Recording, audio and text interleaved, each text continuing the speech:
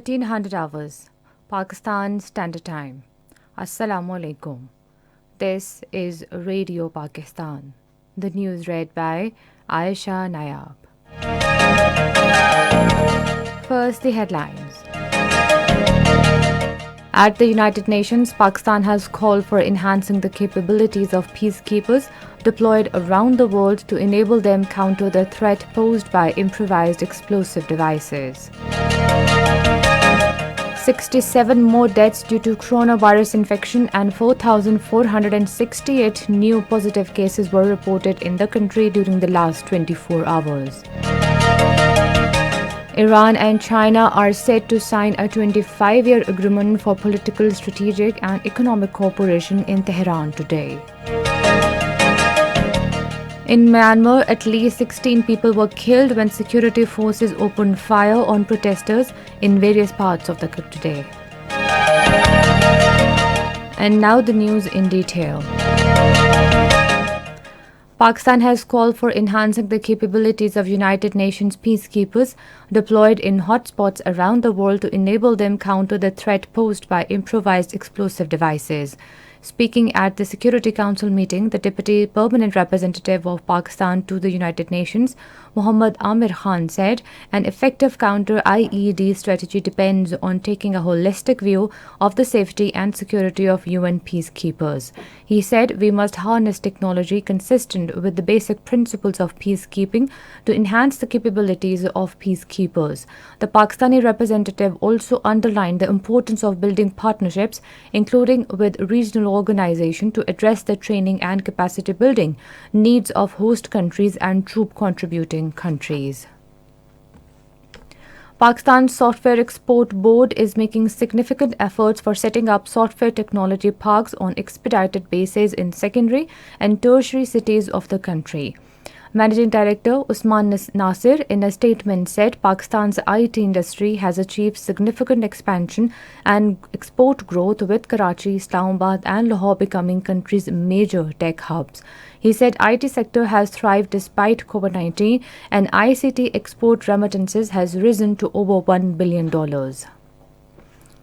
67 more deaths due to coronavirus infection and 4,468 new positive cases were reported in the country during the last 24 hours.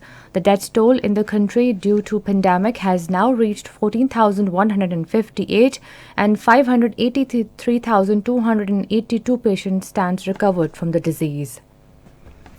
In Indian illegally occupied Jammu and Kashmir, unrelenting military siege imposed by Narendra Modi-led fascist Indian government on August 5, 2019, continues to take a heavy toll on daily life of the people in the territory. A report released by the research section of Kashmir Media Service on the completion of 600 days to the military siege today revealed that Indian troops martyred 323 Kashmiris, including 7 women, during the period. It said that at least 14,621 people, including Hurriyat leaders, activists, women, students and young boys, were arrested. Meanwhile, Indian troops conducted coded and search operation in Kupwara and Kulgam districts today, subjecting the local residents to harassment and intimidation. The troops conducted door-to-door searches during the operation. Indian soldiers also launched similar operation in Panipura area of Kulgam district of South Kashmir. Iran and China are set to sign a 25-year agreement on political, strategic and economic cooperation in Tehran today. Tehran Foreign Ministry spokesperson Saeed Khatibzadeh said today the pact will be signed by visiting Chinese Foreign Minister Zhang Yi. The pact had first been proposed during a visit to Tehran by Chinese President Xi Jinping in January 2016. In Myanmar, at least 16 people were killed when security forces opened fire on protesters in various parts of the country today. Demonstrators hold flags as they sit in motorcycles during a protest against the February 1st military coup, came out on the streets of Yangon, Mandalay and other towns, defying a warning that they could be shot in the head or back. Meanwhile, after presiding over a military parade in the capital, Naypyidaw, to mark Armed Forces Day, Senior General Amin Jong Helaing reiterated a promise to hold elections without giving any time frame. He said the army seeks to join hands with the entire nation to safeguard democracy. The United Nations has urged the United Kingdom not to make significant cuts in aid to Syria as the move would further destabilize the war-torn country. The chief executive of the International Rescue Committee, David Miliband, said British aid is currently saving thousands of lives for people living in areas outside government control. Pakistan U19 cricket team will tour Bangladesh next month to play a 4-day and 5 50-over matches. The tour will help prepare the players for next year's ICC U19 Cricket World Cup in the West Indies. The 20-member squad had been chosen by the National Juniors Selection Committee in consultation with Pakistan U19 head coach.